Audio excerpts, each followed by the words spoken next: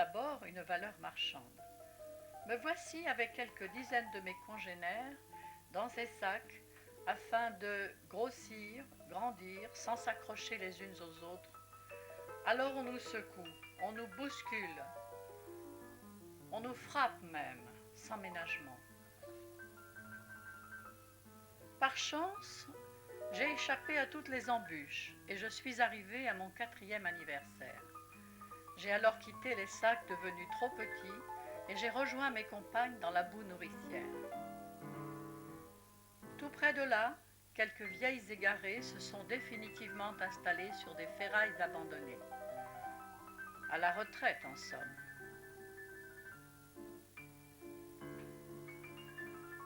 Depuis quelques semaines, les hommes semblent nous surveiller plus particulièrement.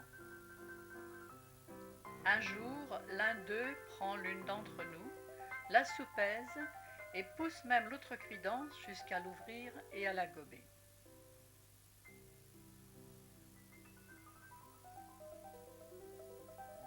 À marée basse, quand nous sommes à découvert, nous sommes très vulnérables.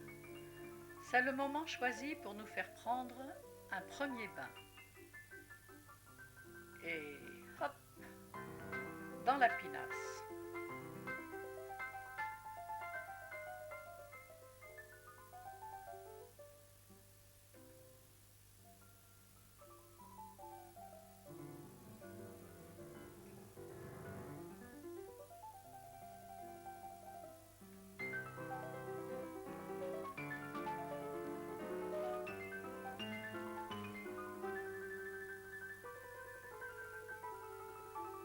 Et le balai sur la rivière commence.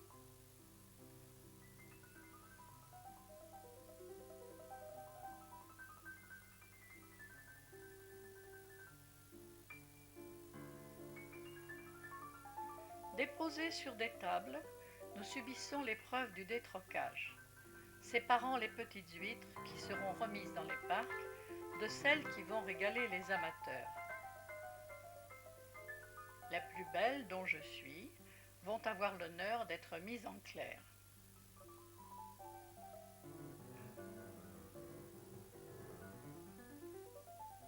On nous jette à grands coups de pelle dans des bassins d'eau salée. Encore une fois, quelle désinvolture, quelle brutalité, mais aussi quelle tranquillité. Que de bons repas en perspective à base de navicule bleu, cette algue responsable de la teinte verte qui nous sied si bien. Mais pas de navicule bleu pour certaines de mes consoeurs. C'est la dernière étape pour celle-ci.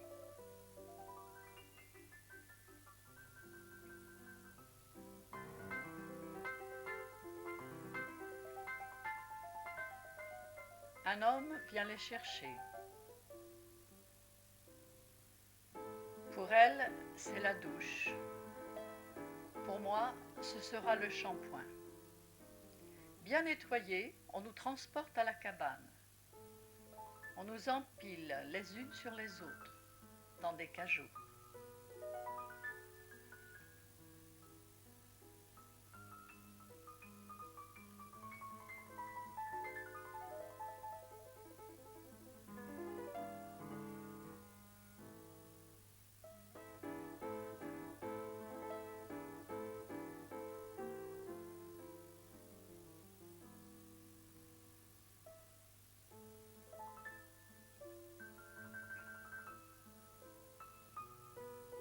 Ce sera bientôt la Saint-Barthélemy.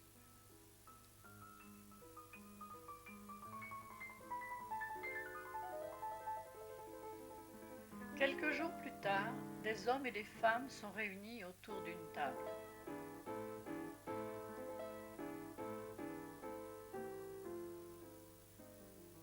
L'œil allumé de convoitise, l'un d'eux dit alors en me gobant: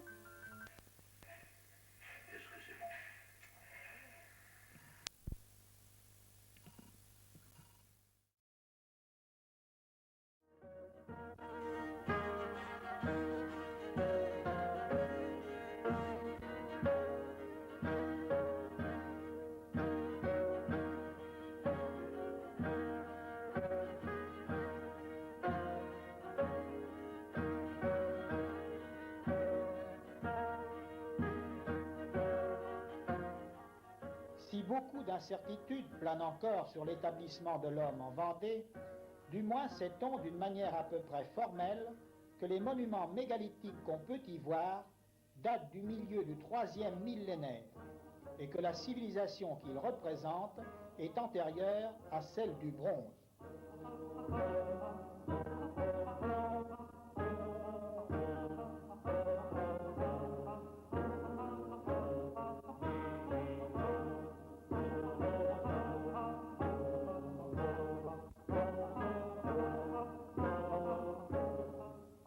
Des vagues de barbares ont déferlé sur la région pendant des siècles, notamment les Normands qui ont brûlé, massacré, pillé à Noirmoutier et à Boing.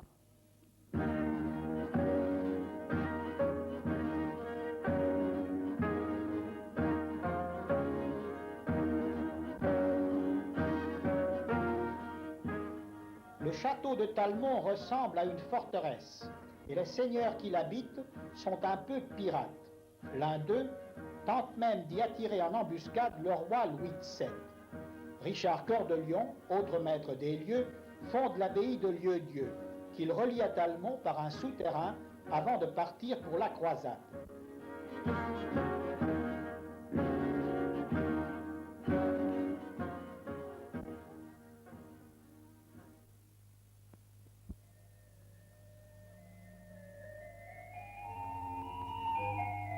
Car chaque croisade voit partir son contingent de seigneurs vendéens.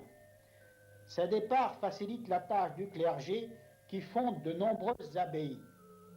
Les mœurs s'adoucissent quelque peu.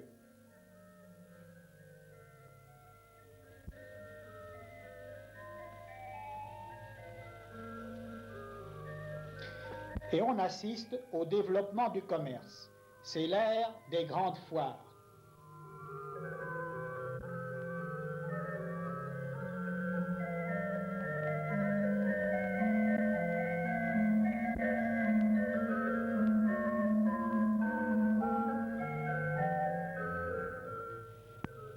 Bien que l'industrie locale soit florissante un peu partout, la Vendée reste pauvre et les églises paroissiales construites à cette époque ont peut-être survécu parce que leur pillage n'aurait enrichi personne.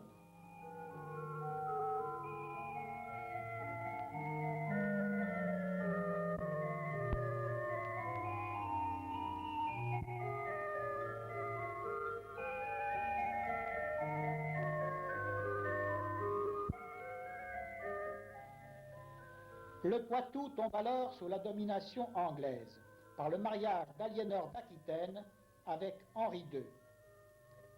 Mervan, fief de la puissante famille des Lusignans, est assiégé par Jean Santerre et les luttes ne prennent fin que lorsque Louis IX réduit à sa merci Geoffroy la Grande Dent, dont la légende a fait le fils de Mélusine.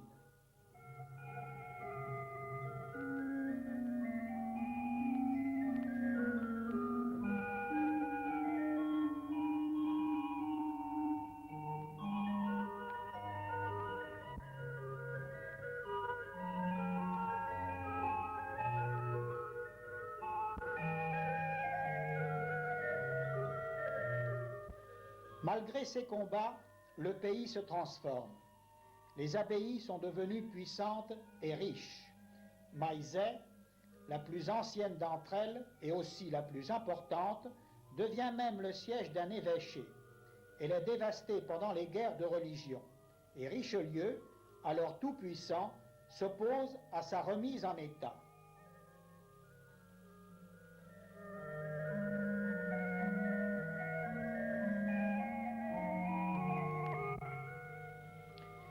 C'est pourtant grâce à l'intelligence et à la ténacité de ces moines que les terres inondées du Marais du Sud devinrent des terres cultivables. Ils creusèrent des canaux afin de drainer les eaux et de les conduire vers des rivières qui les entraînent à la mer.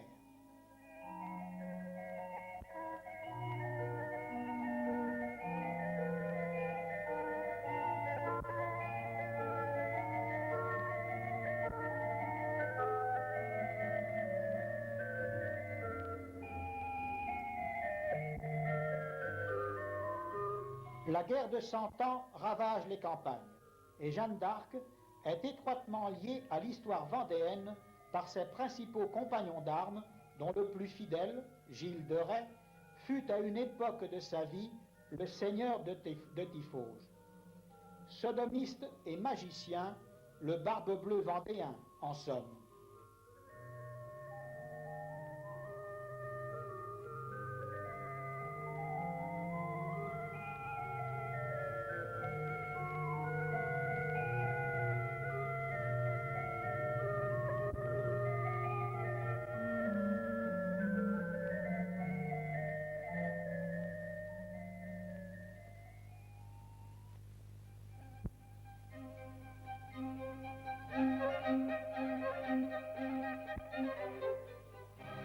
La paix rétablie est favorable à l'épanouissement de la Renaissance. Rival de Poitiers, Fontenay devient un foyer de vie intellectuelle.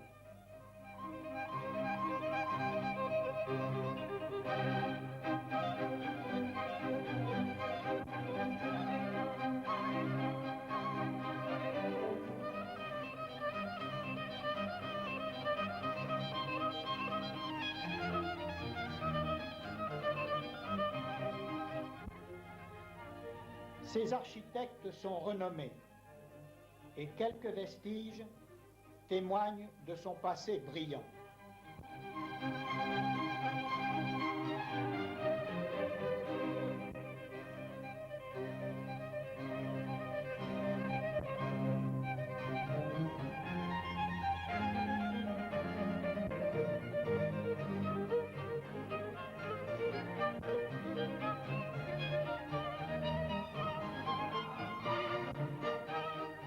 La ville mérite bien le nom que François Ier se plaît à lui donner, source de beaux esprits. N'est-elle pas la patrie de François Viette, rénovateur de l'algèbre?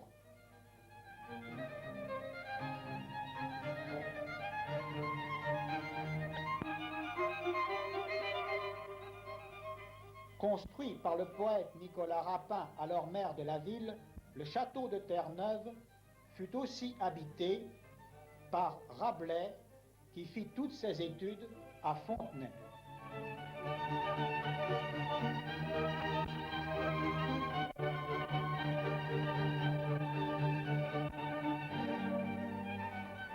Sur la cathédrale de Luçon plane encore l'ombre d'un homme à la claire intelligence, à la volonté farouche. Richelieu était alors l'évêque du diocèse le plus crotté de France.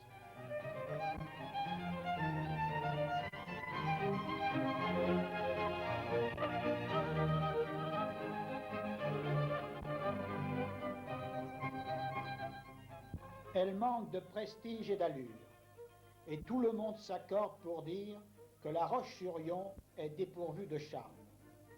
Créée au lendemain de la Révolution par Napoléon, en un point stratégique, elle n'avait d'autre ambition que d'être le chef-lieu d'un pays récemment pacifié.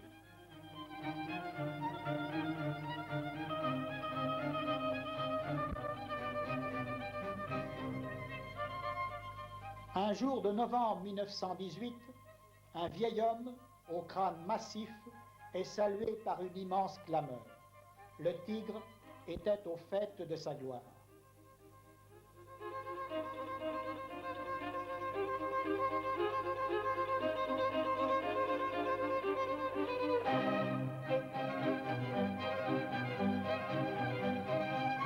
Peu de temps après, Clémenceau renonce à toute fonction et se retire, seul, dans une modeste maisonnette où il mène une vie privée toute simple. Parmi ses livres, ses trophées de chasse, ses souvenirs d'une jeunesse turbulente, s'asseyant souvent à son bureau face à la mer.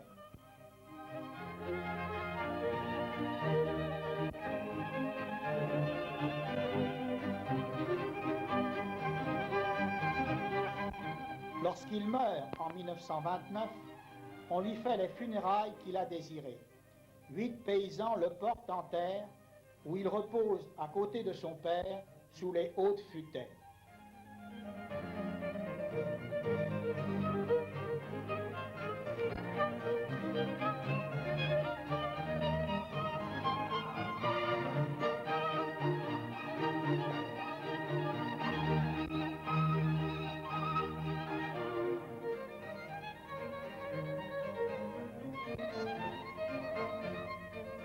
À la gloire des Invalides ou du Panthéon, Delattre a préféré une tombe toute simple, à côté de celle de son fils unique, mort en terre lointaine. Comme Guilbeault, qui mourut avec Amundsen au cours d'une expédition polaire.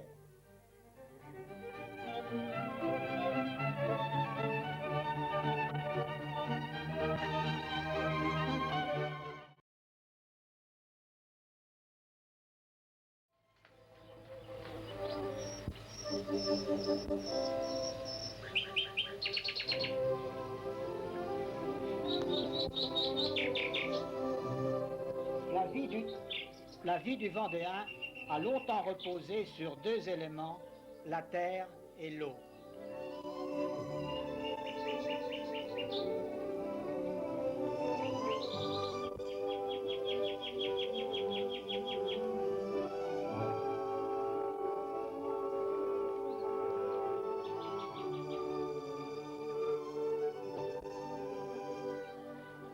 Champs et prairies, enclos par des haies, c'est le bocage.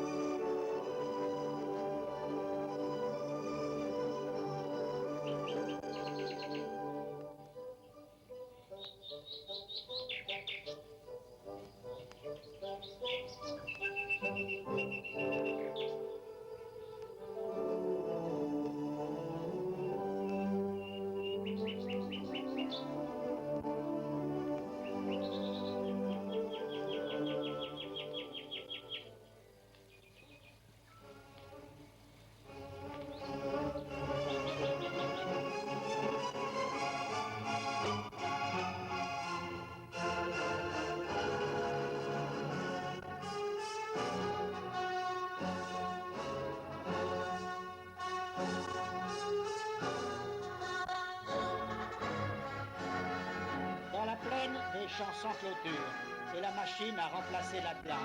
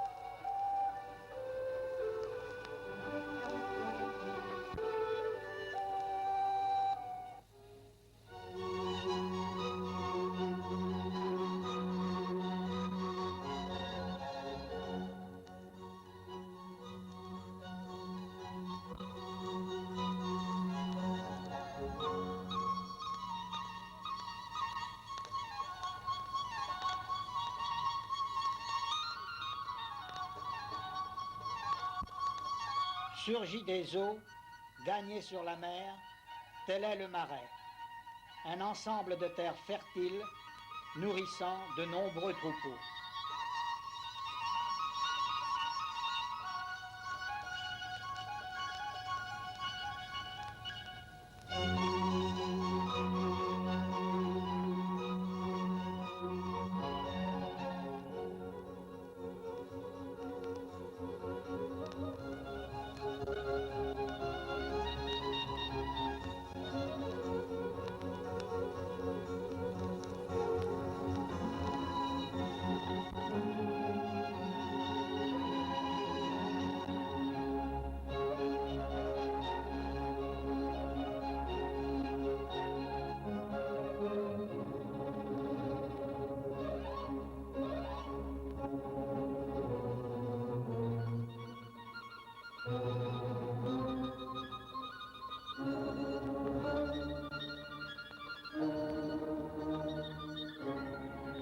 Les gourmets apprécient fort le fameux gigot de présalé.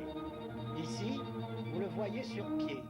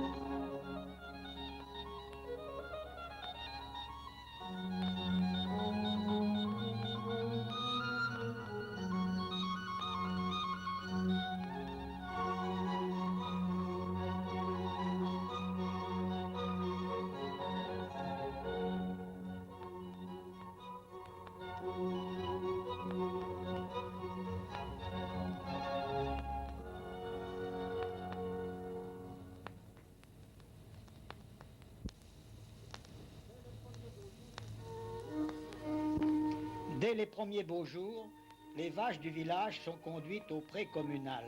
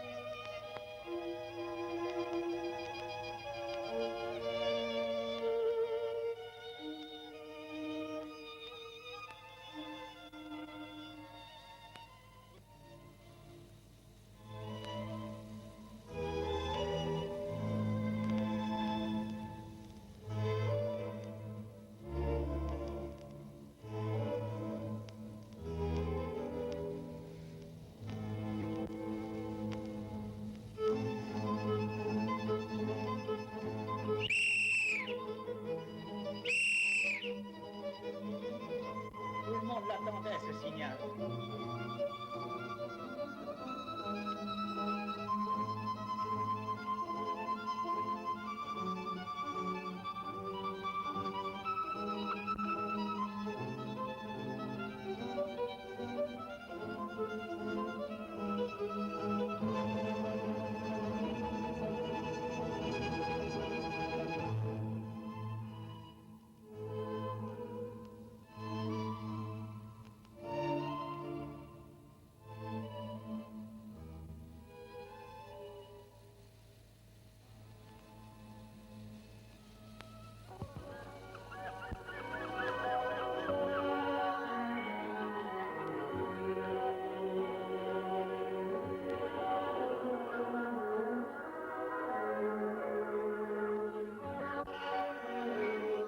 La mer s'est maintenant refermée sur le Gois, qui rattache Noirmoutier au continent.